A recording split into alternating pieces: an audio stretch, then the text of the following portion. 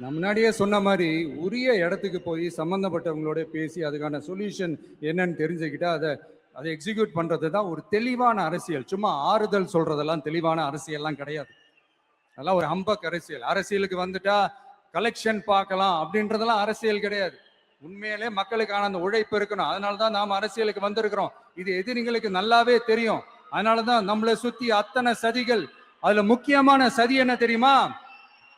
இத பாரு, ஒண்ணு நீ இல்லனா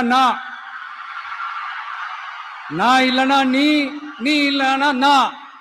நமக்குள்ள வேற எவனும் நடுவுல வந்துடக்கூடாது.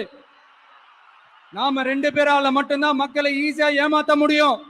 இந்த விஜய் வந்ததுனால நமக்கு பொழப்பே போச்சு. மக்கள் வேற அவனை தான் நம்புறாங்க. நாம வெளியே அடிச்சுக்கிற மாதிரி அடிச்சுக்கிட்டாலும் உள்ள நம்மளுடைய டீலிங் பக்காவா இருக்கணும். மக்களோட ஃபீலிங்ஸை பத்திலாம் நமக்கு கவலை இல்லை. நமக்கு டீலிங் தான் முக்கியம். மாத்தி மாத்தி ஆட்சிக்கு வந்துடலாம்னு நினைச்சோம். ஆனா அது நடக்காது போல் இருக்கு. அதனால நீ என்ன பண்ற? எஸ்ஓபின்னு போட்டு ஒரு பக்கம் அவனை தடுத்துரு, இன்னொரு பக்கம் அவன் மேல பழி போட்டு நானும் தடுத்துடுறேன். என்ன ஓகேவா? டீலிங் ஓகேவா? ஓவர்.